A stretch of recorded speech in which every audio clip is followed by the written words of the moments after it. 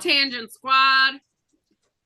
I was going to say, welcome everyone to the Ladies Bridgerton Pajama Party.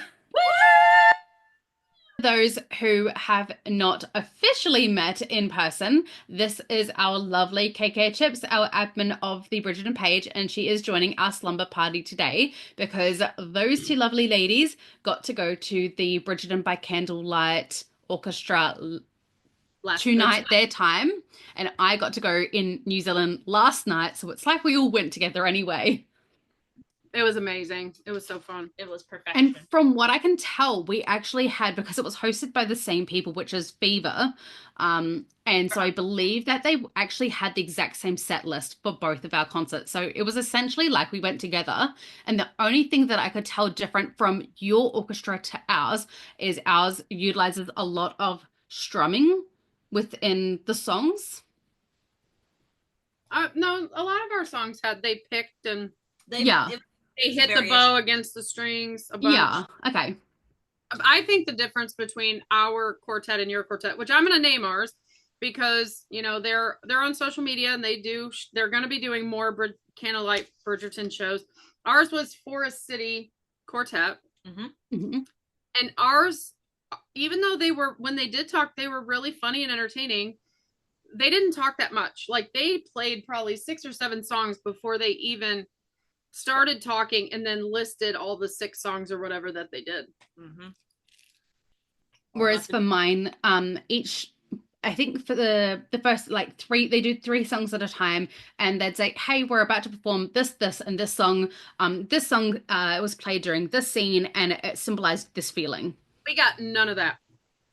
Well, to be fair, one of our players, I think it was the violinist, she had such a thick accent that I don't think Stephen's like, can you decode that? I'm like, no. Can you decode that? It was not raining at all when we went. It was just and we walked from the back 9, like we were parked way away from there. So Kay ran to get the car because it had started raining. And I'm a fall hazard. I now officially have said it on YouTube. I am a fall hazard. So Kay went to get the car, and I was legit the last person in there. But the violinist had come out, and her husband or somebody had brought her food, but they still had to do the teardown. And she spoke in an American accent too, because she's like, oh, thank you. I could just kiss you. We are going to jump into today's episode, which we are going to be doing true slumber party fashion. We are going to be playing the MASH game. I'm so excited. For those who are not familiar with the roles of MASH, Patty, could you explain a little? Yes. If you... this is definitely something that was played at slumber parties when I was a kid, and I'm solidly Gen X. But MASH is, it's a game of chance to plan your future. So MASH stands for mansion, apartment, shack, and house. And then you also have to pick 4 potential spouses. Normally 4 cars or types of vehicles. We're not doing that today. We're Bridgertonized. It's Bridgertonized, right? Bridgertonifying. And you also have to pick like tonified. Huh? Tonified. You also have to pick the number of children you'll have. So in the end, when you roll a dice and you get the number, or you swirl around and around and around until someone says stop, and then you count all the lines. And then you start counting with the M, which I always felt was weird, and you went around clockwise. So you start with, because the MASH was at the top, and then cars on the side, numbers on the bottom, spouses on the left, and it made like a square, and you count around, and every time you hit that number, you cross that off, and then you circle whatever's left of each one. So in the end, you say, okay, your future is you are going to live in a shack and be married to Arnold Schwarzenegger, and you're going to have 17 children, and you're gonna drive a Volkswagen Bug. I'm just putting it out there. I am not pushing out 17 of Arnie's children. And fitting them in a Volkswagen Bug. I purposely picked all those because that's as silly as it can get. So yeah. I just want to preface, as a millennial, when we played MASH, we didn't go all the way around the board. How do you do it? We started at M and just did MASH, and we counted all the way through. Yes. However number you had. And that's how we did it. And then we did it. Millennials rule. Did yours have career? Did you do like what your job? Me too. Yeah. Yeah. Mm-hmm. I think we added in job later. That's awesome. Pretend we weren't ladies of the ton. What would each of our careers be? Different number. All right, Kay, do you want to start us out? What is your MASH? Tell us about your living situation. So for the M or the mansion, I chose the Q Palace. For the A apartment, I chose Sienna's apartment, the opera singer from season 1. That's the Love Shack. No. No. The shack for MASH for me would be the Mondridge's apartment season 1. Season 1 Mondridge's pre-Barrendom. Because I mean that was as shacky as it gets. 5 people in that little area. That one room, they had the bed against the wall. Yeah. It was not good. And then for the house, number 5 from the book. Bridgerton Place. Number 5, Bridgerton Place. Okay. That's what I chose. All right. And just in case anybody, Q is where Farmer George is housed. Yeah. Okay, Patty, take it away with your living situation. Okay, so my mansion is Featherington House because the gardens are great. My apartment is the Love Shack, which is actually I'm changing my go. Which is Colin and Penelope's first home before having Little Lord Featherington, which is also Sienna's apartment, which is why we call it the Love Shack. I know. They didn't have the funds to have all these different buildings, so multiple buildings. It is the same building being used, but we joke that it's the same place exactly. And then my shack is the boarding house that Portia took Marina to try and get her housed when she wasn't going to get a husband. Or to kind of scare her. And then my house, because technically it is smaller than Bridgerton House, is Aubrey Hall. I have changed my first answer because of something that you said. So originally for mention, I was going with Queen's Palace for the gardens. And then I thought, who has a better garden than the Queen's Palace? Who else is our little gardener? Not George. Sir Philip. Ooh, he would know how to maintain a tulip field like nobody's business. And he can maintain my tulips anytime. Romney Hall has the lake too. It does. And so I thought I get swimming because I love swimming. So I was like, I get to swim, hopefully not drown, hopefully not get pneumonia, hopefully not kill myself. Just want to go for a swim. Maybe find Benedict in there. Not in front. That's a little too far. Unless my cottage is really close to Romney Hall. It is. It is. Okay. It is. Okay. Yeah, they're close. Yeah. So that is. Oh, because I forgot you haven't read the books. Be the segue to Philoise. Yeah. It literally should. Because she goes to my cottage to take care of their child who got sick. Yeah. And Philip gave her the willow bark or whatever to make the tea or whatever. To save the life. Yeah. Okay. So that was my mansion. My apartment is the Love Shack because there's lots of Bridgerton love going on in there. I would take any of it.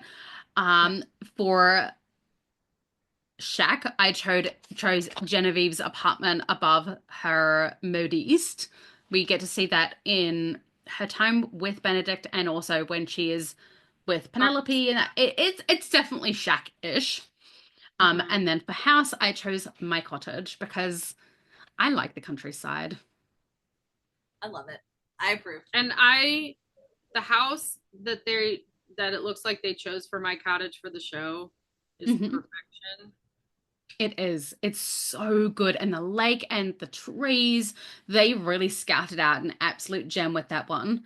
Okay, let's move on down to love interest K. My partners that I chose is Michaela Sterling, Mm-hmm. Mr. Dulcet, Farmer George, and Edmund Bridgerton.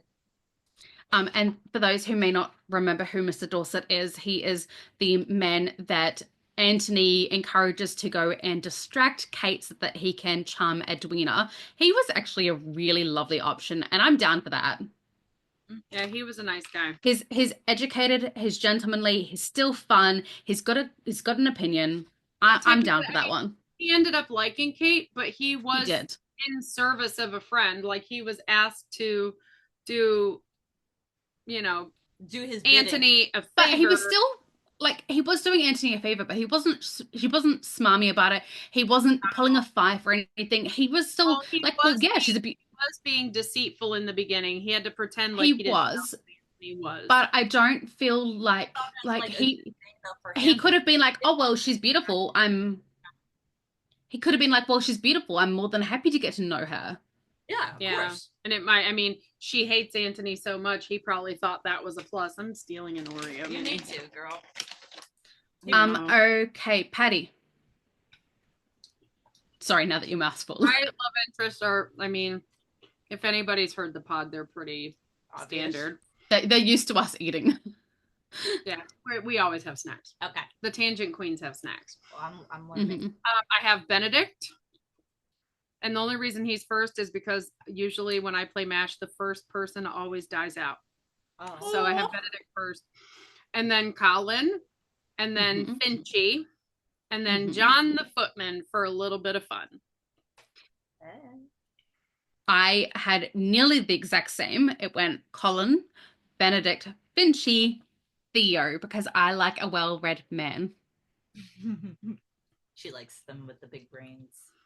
I do. No, we don't know. The bigger, the better. Not well read. I think the fact that he stands a little Eloise, I think tells me they probably got close because he's a reader. There you go. Mm-hmm. Yeah. Okay, let's move down to ball themes. Tell me about your balls. Describe them in detail. Well, I chose Winter Wonderland. Yes. Christmas in July. Oh, I like Christmas. Tots and Vickas. Mm-hmm. And Garden in Bloom. That's my favorite. That's perfection. I love that one. Thank you. Okay, so my first one is boring. It's just the black and white ball. Oh, yeah, no color. Pops of color, but well, that goes perfectly. You could have just called it the Great Experiment. That'd have been great. That'd have been great. I think it fits that, but it makes it cool to put the two together. Yes. Mm-hmm. And then Seaside Escape. Oh. And Sunrise Sunset. So pastels and bolds of the same colors. Yes. And Fire and Ice. Okay, so for my ball themes, I have gone very me themed. So I went it's actually not. Should be, but no. I could have done Hogwarts theme, but I was trying to keep it the perfect Harry Potter title that fits Bridgerton and can be a ball theme. The Chamber of Secrets. That'd be the title of my sex tape. Let's move on. It would be the Aurora Ball, because imagine all the colors that people could come in, like all those beautiful aurora. You could either be on one side of the Aurora Australis or the Aurora Borealis for the different hemispheres, because they do look different. And then keeping in that theme is the Celestial Ball. I know we had the Half Moon Ball, but I want to go even more. Yeah, we liked that name as we kept calling it that. Well, we kept calling it that, and I loved the jewelry. I loved the colors you could have. Yeah, you could. Yeah, so I was like, I wondered whether you would, and then I went the Book Ball because That's very Me too. And I thought you could dress, instead of it just being a masquerade ball, you could dress as your favorite book character. And I thought that'd be really cool. And then my last one is the Sakura Ball, because life and birth and all the pastels, I would die for it. I like it. That is very you, Tash. Very me. Very you. Okay, and moving on, next was kids. So I played it safe, and I just went 4, 5, 6, and then I did 8. And for transparency, we said it had to be Regency era number of children, not 2024 number of children. Yeah, otherwise it'd be 0, 1, I know, 2, 0, 1, 2, 3. Yeah, I want to be a dink. Okay, Patty? I just went with odds. I went 3, 5, 7, 9. I like odds. I nearly went odds, but then I was like, that makes me too uncomfortable. I wanted 7 in there, so I went odds. I went Regency, but I still have Endo Poly, and I think those things still existed back then, so I went 1, 2, 4, 7. So like either I've got Poly and Endo or I don't. Like I might get my miracle child or I might end up with 7. I really like my husband, so it's probably more likely 7. I really like my husband. Not I really love my husband. Words matter. Depends on the day. I mean, that's so fair. That is so fair. I mean, you can love your husband and not like him as a person. I like him and love him. My mom used to say that. She's like, I love you. I just don't like you right now. It tracks. Trauma. Kay's options for the day were very trauma centered. Mine were a little too, and we both grew up in Ohio. What's that tell you? Let's move on to pets. Who are your options? Yes. I decided Yes, I decided Benedict would be a good pet. Come on. She's going with the whole polyamorous thing. Listen. Lady Tilly played him like Phil, okay? And then I figured Newton would be a good pet. Mm-hmm. Season 1 dog. He never got a dog. Marina's dog, not Colin. Yeah, there you go. And the Queen's zebra. Her little terrier turned into a golden retriever in season 3. That was so good. Patty, nice Nelson there. That's why I did it. Yes, I said the Queen's zebras for last. Okay. Yeah. So there's my 4. Yeah, I could have picked the zebras. They're called zebras. So I didn't really want pets because I don't like much of the pets. I love dogs, but I like bigger dogs. So I picked the Fern. Debling's Fern. Because it doesn't require much. I picked butterflies because I think I could have me a little like greenhouse with butterflies in it. That'd be cute. That would be beautiful. Conservatory. Lord Basilio's horse because it's dead and I don't have to do anything with it. You have a dead horse. Well, you got to bury a real big horse put there. A tombstone and be like, there is my pet horse. Oh, that's good. And then Gregory because we have to honor the family pets. Yes. So I went Newton because love myself a wee bit of Newton, and I love that he is protective of Kate and is like kind of bosses Anthony and irritates him. I went for the deranged bunnies, sorry, which is the Queen's Pomeranian.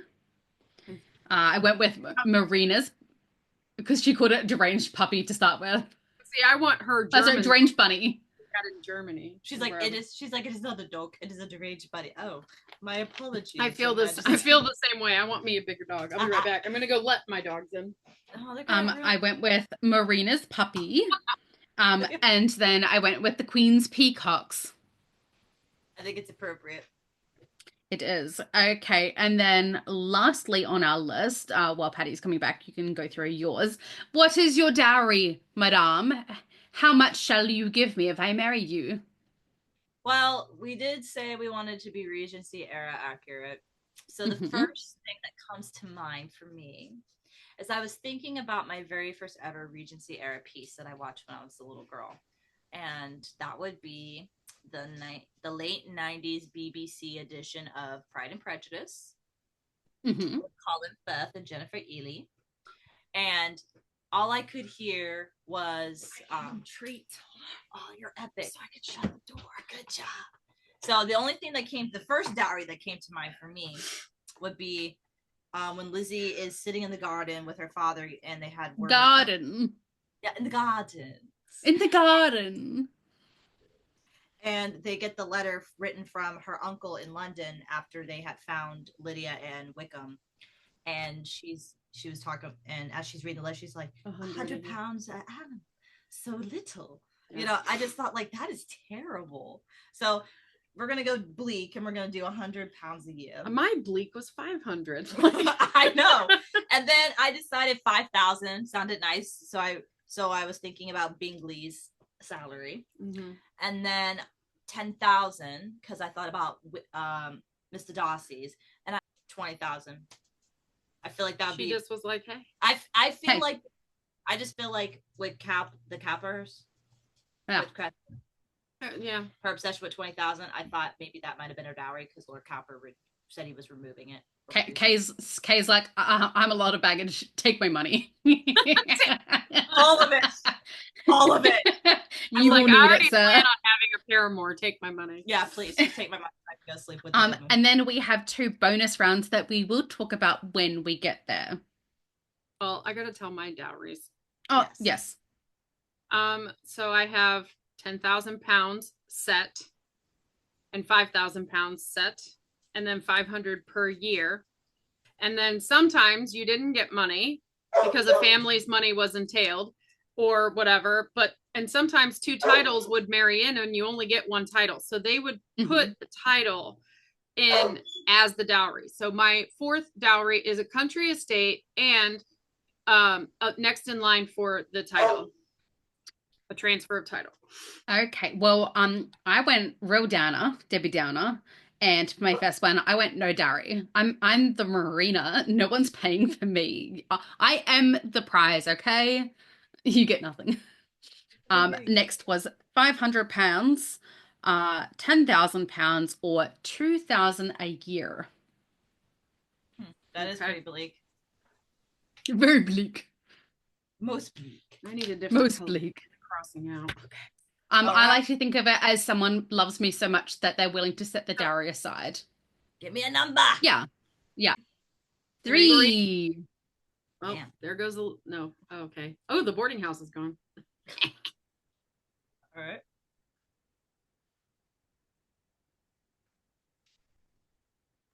This is shaping up to be quite the lovely life. I agree. Oh God. I should have counted around counterclockwise. There you go. I didn't. I did that one wrong, didn't I? Now you're making me second guess. I forgot a whole category. Yeah. So okay. I'm done. Okay. I'm done as well. All right, I need one more second because I miscounted. Because remember I crossed out Queen's Palace and added in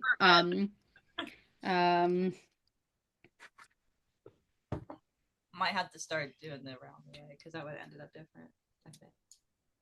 3 being such a short number, like I saw the pattern really quickly. I knew what my life was going to be. Me too. Yeah.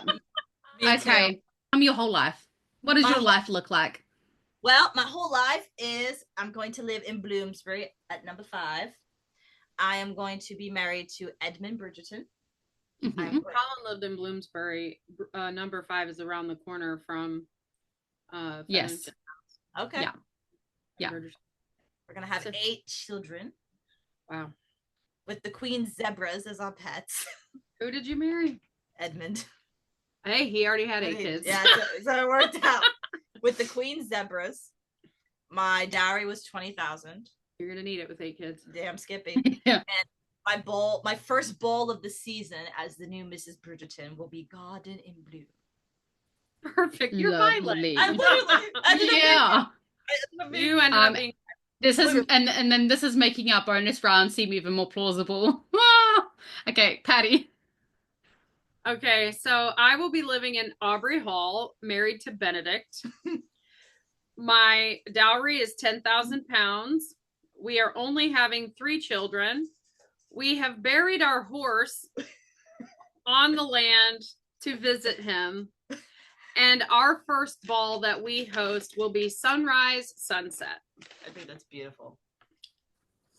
I love that we are all ending up with different. I was like, oh no, are we going to be fighting over power? Are we going to be jousting here? Oh no, dueling. Oh no. Fencing. Have a round of fencing. Yeah. We're gonna take our sticks out. We'll take our sticks out. Yeah. So, Manners. I end up at Sir Philip's house with Cullen. Pretty happy with that. There's an olive grove. There is an olive grove. We are hosting the Aurora Ball, which makes me very happy. Unfortunately, I do have endometriosis, so I have one child, despite much practice. Newton is our family pet. There is no dowry because I am the prize. He loves me so much, he forsakes it. That's awesome. I love that whenever you guys laugh, it just goes dead quiet because the mic's like, can't handle. Can't do it. I just can't do it, Captain. Okay, would we like to discuss our bonus rounds now? We are going to choose these for each other, though. Our bonus rounds, one is kind enough, and the other one is a little bit bleak. The first bonus round is going to be our second act. Our partners have died. We are left widowed. We are destitute but horny.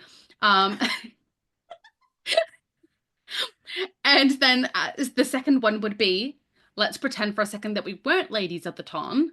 What would be our occupation? And we're going to choose these for each other. So, Kay, were you going to choose for Patty? I decided that her second act should be John Sterling. He's a nice guy. Yeah, he's a nice sweetheart. He is nice. And he's quiet. He's a sweetie Pete. And he's quiet. Yeah. And he's quiet. She needs someone good and quiet. And her occupation, if she was not the Earless of Kilmartin, she would be a housekeeper. I feel like you would love to manage everything. Well, you would love to be. I manage everything. Nearly done. I think so. I could be Mrs. Wilson. Mm-hmm. You'd be a hell of a Mrs. Wilson. The way she talked back to Eloise. that would be something you would do. It would be like, oh, that's so funny. You think I have time to be Lady Whistle? All right. So what would her second act be? And what would be her occupation if she was not a lady of the town? I wrote mine down ahead of time before I forgot. I didn't even think about it. Tasha's second act. I'm going to say Lord Ledger. Because he's very imaginative, but still quiet and reserved. And he's just a good dude. He's a good egg. He's a good egg. And then your occupation, are we going with what occupations like women already have, like that we've seen in the town? I would say, yeah. Well, I'm going to say that you are going to be the co-owner of Mondrick's Bar. Because she really runs that place. Let's be real. Yeah. Like. I can see it clear as day. And you'll be bringing the milkmaid dress to the ton.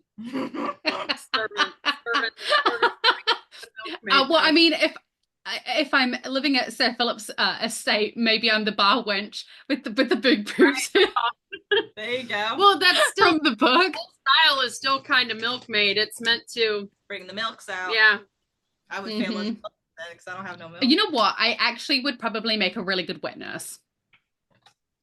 True. I would say yes. I was abundant with milk, so. Didn't you have kids? I'm gonna be her housekeeper, and you're gonna be her wet nurse. She can't get there with her little bee stings.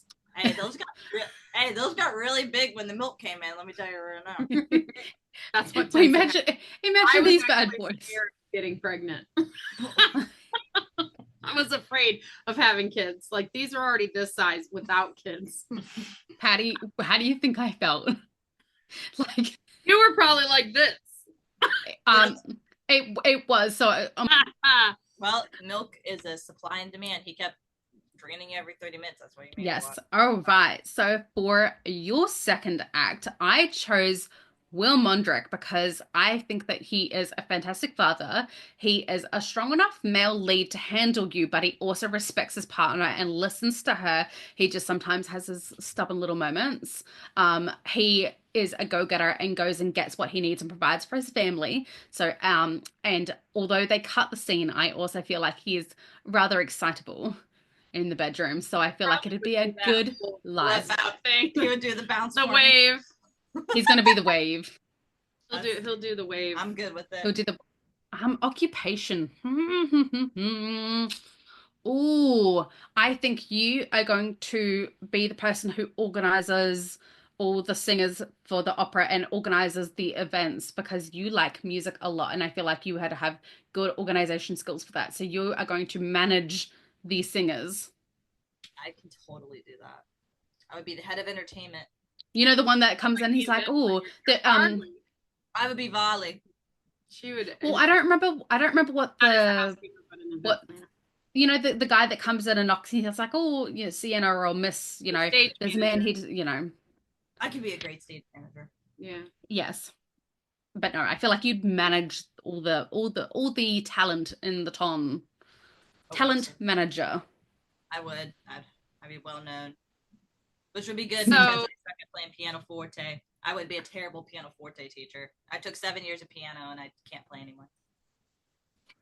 We will take photos of our for all those ladies who did it messy. We will take photos of our results and we will also post these to our Ladies Bridgerton Facebook page for anyone who wants to join in. Please feel free to write up your own.